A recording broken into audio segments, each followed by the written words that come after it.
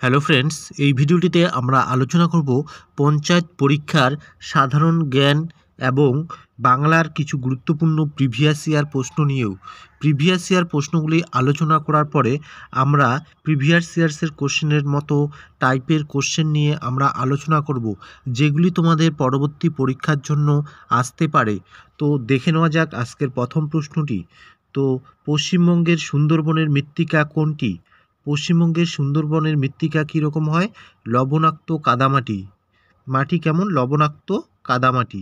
2 নম্বর প্রশ্ন, ভারতের সর্বশেষ জনগণনা হয়েছিল কত সালে? ভারতের সর্বশেষ জনগণনা হয় 2011 সালে। নেক্সট দেখে নেব, কোন নিয়মে তিনটি একই তবে বিজাতীয় কোনটি? তার মানে এখানকার মধ্যে কোনটা আলাদা? এখানকার মধ্যে পনির দুধ থেকে তৈরি হয়, দই হচ্ছে দুধ থেকে হয়, ঘি হচ্ছে দুধ থেকে হয়। তাহলে দুধ কি হবে? আলাদা হবে এখানে। নেক্সট প্রশ্ন, একজন রাজ্যসভার সদস্য পদে থাকার মেয়াদ। একজন রাজ্যসভার সদস্য পদে থাকার মেয়াদ কত বছর? 6 বছর। নেক্সট প্রশ্ন দেখে নেব, নিম্নের কোন গুপ্ত শাসক বিক্রমাদিত্য রূপে পরিচিত? তার মানে বিক্রমাদিত্য নামে কে পরিচিত? দ্বিতীয় চন্দ্রগুপ্ত। পশ্চিমবঙ্গের উত্তরবাহী নদী হল? পশ্চিমবঙ্গের উত্তরবাহী নদী হচ্ছে তিস্তা, জলঢাকা আর হচ্ছে রায়ডাক। পশ্চিমবঙ্গের রাজধানী অবস্থিত কোথায়? পশ্চিমবঙ্গের রাজধানী এটি হচ্ছে কর্কটক্রান্তি রেখার কাছেই অবস্থিত। নেক্সট প্রশ্ন দেখে নেব, নিচের কোনটি প্রাচীনতম বেদ? প্রাচীনতম বেদ হচ্ছে ঋগ্বেদ। পশ্চিমবঙ্গের কোন জেলায় সবথেকে বেশি মালভূমি আছে? পশ্চিমবঙ্গের পুরুলিয়া জেলায় সবথেকে বেশি মালভূমি দেখা যায়। হিমালয়ের পাদদেশের সমভূমি দার্জিলিং জেলায় কী নামে পরিচিত?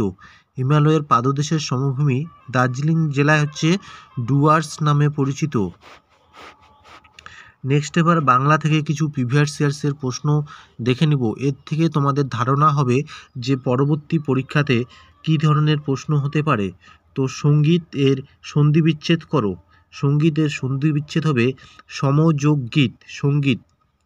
আপন শব্দটির অর্থ কী? আপন শব্দটির অর্থ হচ্ছে দোকান। স্বামী শব্দের প্রতিশব্দ কোনটি? স্বামী শব্দের প্রতিশব্দ ওপরের কোনোটিই নয়। নিচের কোনটি মিশ্র বাক্যের উদাহরণ? মিশ্র বাক্য মানে দুটি বাক্য একসাথে মিশে যে বাক্য তৈরি হয়। তার মানে এখানে তিনি গেলেন এবং আমরা ফিরে এলাম, এটা কি ধরনের বাক্য? এটা হচ্ছে মিশ্র বাক্য। নেক্সট প্রশ্ন দেখে নেব, কোনটি সঠিক সন্ধি? নিচের মধ্যে কোনটি সঠিক সন্ধি? তো অপশনে সঠিক উত্তর সমযোগ চয় সঞ্চয়, এটা হচ্ছে সঠিক উত্তর হবে। নেক্সট হচ্ছে শুদ্ধ বানানটি কোনটি? তো মুহুর্মুহু, এটা হচ্ছে শুদ্ধ বানান, মানে হচ্ছে ঠিক বানান। নেক্সট হচ্ছে কৃপণের নিকট টাকা চাওয়া ড্যাশ মাত্র আক্কেল সেলামি। আক্কেল সেলামি। ছেলেটি কোনো কর্মের নয়, কুড়ের ড্যাশ হবে, কুড়ের পাত্র হবে। ছেলেটি কোনো কর্মের নয়, তাহলে কী হবে? কুড়ের পাত্র। নেক্সট, দুঃখ বিনা সুখ লাভ হয় কি? এখানে হবে মোহিতে। দুঃখ বিনা সুখ লাভ হয় না, তার মানে মোহিতে হবে। নেক্সট প্রশ্ন দেখে নেব, মূর্খের সঙ্গে তর্ক করা। মূর্খের সাথে তর্ক করলে কি হবে? নিরর্থক হবে। কর্মভোগ এড়ানো যায় না, এখানে কর্ম কোন অর্থ প্রকাশ করেছে? এখানে সঠিক উত্তর হবে কৃতকর্ম। শেষের কবিতা একটি কি? শেষের যে কবিতা আছে রবীন্দ্রনাথ ঠাকুরের শেষের কবিতা, এটি একটি উপন্যাস। যে যেতে চায় তথাপি বসে আছে কোন শ্রেণীর বাক্য? যে যেতে চায় তথাপি বসে আছে, এটি হচ্ছে জটিল বাক্য। এবার আমরা আলোচনা করব এ প্রসঙ্গে তোমাদের কেমন ধরনের প্রশ্ন পরীক্ষায় আসতে পারে। তো আজকের প্রথম প্রশ্নটি হচ্ছে, সমাস শব্দের অর্থ কী? সমাস শব্দের অর্থ কী? এর সঠিক উত্তর হবে সংক্ষেপ। সংক্ষেপ। তো অনেকেই জানো না সমাস কী বা কাকে বলে। তো সমাস শব্দের অর্থ হচ্ছে সংক্ষেপ, এবং সমাস শব্দের অর্থ বা অন্যান্য অর্থগুলি হচ্ছে সংক্ষেপ, সমর্থন, সংগ্রহ, মিলন বা একাধিক পদের একপদীকরণ। মানে অনেকগুলো পদ যখন একটা পদে পরিণত হয় বা সংক্ষেপ করা হয় তখন তাকে কি বলা হয়? সমাস বলে। তো সমাজের সংজ্ঞাটা আমরা দেখে নিই। বাংলা ভাষায় ব্যবহৃত অর্থ সম্বন্ধযুক্ত একাধিক পদের একটি পদে পরিণত হওয়ার প্রক্রিয়াকে সমাস বলে। তো তোমরা জেনে গেলে সমাস কাকে বলে। এবার নেক্সট প্রশ্ন দেখে নেব। নাবিক শব্দের সন্ধি বিচ্ছেদ করো। নাবিক শব্দের সন্ধি বিচ্ছেদ হবে নৌ যোগ ইক, নাবিক। এ প্রসঙ্গে আমরা এখন দেখে নেব কিছু গুরুত্বপূর্ণ সন্ধি বিচ্ছেদ, যেমন শির যোগ ছেদ, শিরচ্ছেদ, নি যোগ ছিদ্র, নিছিদ্র, নি যোগ চয়, নিশ্চয়, সোদা যোগ ছিন্ন, সোদাচ্ছিন্ন, পুরো যোগ চরণ, পুরোচ্চরণ, নি যোগ চল, নিশ্চল, নভ যোগ চর, নভোচ্চর, দু যোগ চরিত্র, দুচরিত্র। নেক্সট আমরা পরবর্তী প্রশ্ন দেখে নেব। সাফে নেউলে বাগধারাটির অর্থ কী? প্রিভিয়াস ইয়ার্স প্রশ্নতেও তোমাদের বাগধারা থেকে প্রশ্ন দিয়েছিল যে সাফে নেউলে বাগধারাটির অর্থ কী? এর সঠিক উত্তর হবে শত্রুতা। সাফে নেউলে কথাটির অর্থ হচ্ছে শত্রুতা। নেক্সট এবার আমরা কিছু বাগধারার অর্থ দেখে নেব। চোখের বালি, চোখের বালি মানে শত্রু, এই বাগধারাটির অর্থ শত্রু। অমাবস্যার চাঁদ, এই বাগধারাটির অর্থ হবে অদর্শনীয় বস্তু বা দুর্লভ বস্তু। নেক্সট অগাধ জলের মাছ, অগাধ জলের মাছ, এই বাগধারাটির অর্থ অত্যন্ত চালাক। অকুল পাথর, বাগধারাটির অর্থ মহাবিপদ। অথই জলে পড়া, অথই জলে পড়া মানে মস্ত বিপদে পড়া। এক ঢিলে দুই পাখি মারা, এই বাগধারাটির অর্থ কী হবে?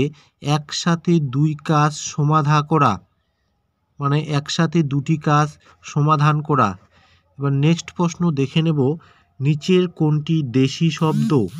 তো এখানকার মধ্যে দেশি শব্দটি হবে ঢেকি। অপশন গ হচ্ছে সঠিক উত্তর হবে। এবার আরও কিছু আমরা দেশি শব্দ দেখে নেব। আরও কিছু দেশি শব্দ হচ্ছে কুলা, ডাব, চুলা, ডিঙা, পয়লা, খেকশিয়াল, ঝাঁটা, বিচালি, দাবা। এটা কিন্তু পরীক্ষায় আসে অনেকবার। দাবা খেলাটা কিন্তু আমাদের দেশি খেলা। ডোবা ইত্যাদি। তার মানে এগুলি হচ্ছে কি শব্দ? দেশি শব্দ।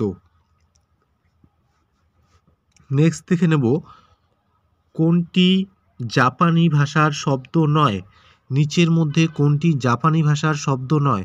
তাহলে এর সঠিক উত্তরটি হবে চামেলি। তাহলে জাপানি ভাষার শব্দ যদি বলে কোনগুলি? রিক্সা, হাসিনু হানা এবং জুডো, এগুলি জাপানি ভাষার শব্দ।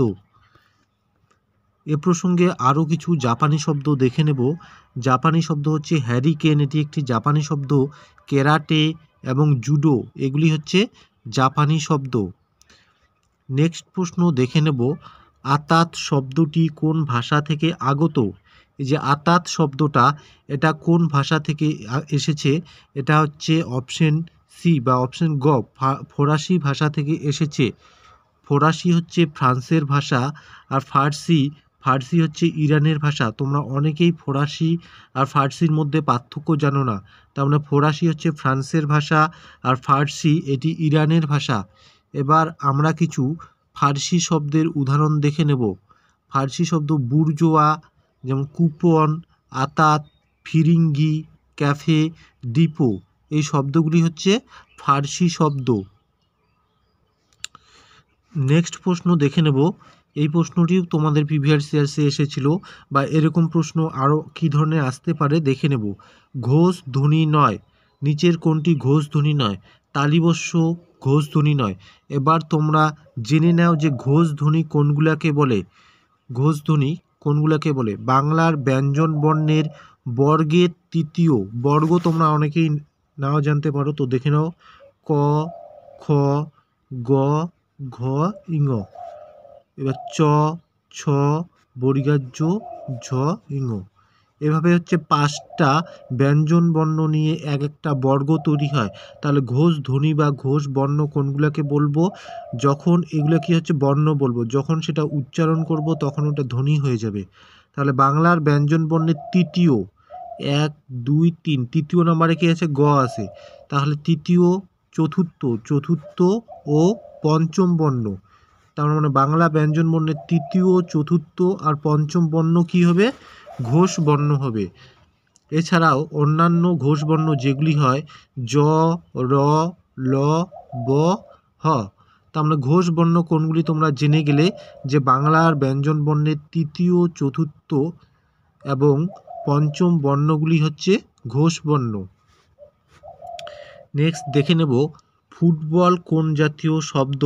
ফুটবল একটি ইংরেজি শব্দ। নেক্সট প্রশ্ন দেখে নিব আমরা, সংস্কৃত ভাষা থেকে অপরিবর্তিত রূপে যেসব শব্দ বাংলা ভাষায় স্থান পেয়েছে তাদের কি বলে? সংস্কৃত ভাষা থেকে অপরিবর্তিত রূপে যেসব শব্দ বাংলা ভাষায় স্থান পেয়েছে তাদের বলা হয় তৎসম শব্দ। তাদের কি বলা হয়? তৎসম শব্দ বলা হয়। নেক্সট দেখে নেব পাতিহাস শব্দটিতে পাতি উপসর্গটির কি অর্থ বোঝায়? উপসর্গ বলতে কোনো কিছুর আগে যখন বসে সেটাকে হচ্ছে উপসর্গ বলা হয়। তাহলে পাতি একটা কি উপসর্গ, তো এর অর্থ হচ্ছে অপশন খ ছোট। পাতি শব্দের অর্থ হচ্ছে ছোট। এবার নেক্সট প্রশ্ন দেখে নেব নৌকাডুবি শব্দটিতে আমরা কয়টি দল লক্ষ্য করি? তো এবার তোমাদের জেনে রাখতে হবে প্রথমে দল কাকে বলে। দল কাকে বলে এটা তোমাদের জেনে রাখতে হবে। তো আমরা দেখে নিই দল কাকে বলে। মানুষ তার বাকযন্ত্রের সাহায্যে যতটা পরিমাণ ধ্বনি এক ঝোঁকে বা এক প্রচেষ্টায় উচ্চারণ করতে পারে তখন তাকে দল বলে। যেমন রবীন্দ্রনাথ, এটা কি আমরা ভেঙে ভেঙে উচ্চারণ করতেছি, তাহলে এটিতে কয়টা দল আছে? অনেকগুলি দল আছে।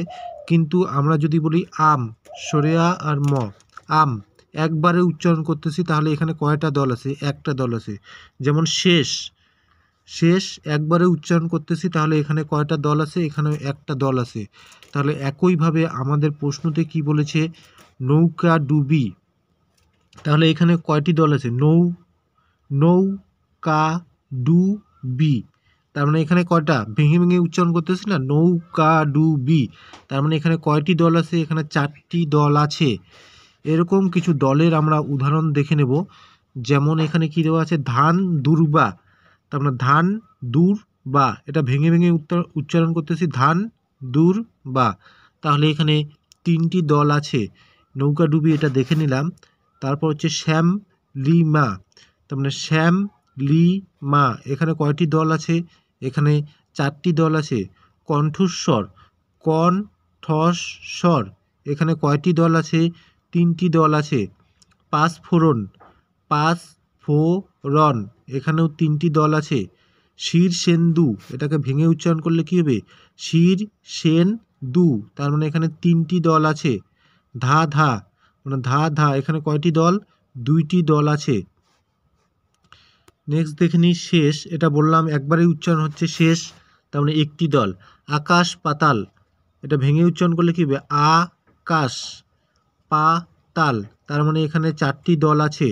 আকস্মিক, আকস্মিক, আকস্মিক, তার মানে এখানে 3টি দল। বাতাস, বাতাস, এখানে 2টি দল। অরণ্য, অরণ্য, এখানে কয়টি দল? 3টি দল। তো নেক্সট প্রশ্ন আমরা দেখে নেব সুন্দর শব্দটির পথ পরিবর্তন করো। প্রিভিয়াস ইয়ার্সে তোমাদের পথ পরিবর্তন থেকে প্রশ্ন জিজ্ঞেস করেছিল। তাহলে পথ পরিবর্তন মানে কি? বিশেষ্য থেকে বিশেষণে পরিণত করা, তার মানে সুন্দর শব্দটি কি হবে? সৌন্দর্য হবে। এগুলি হচ্ছে বিশেষ্য বিশেষণ হয়ে যায়। নেক্সট এরকম কিছু পথ পরিবর্তনের উদাহরণ আমরা দেখে নিই।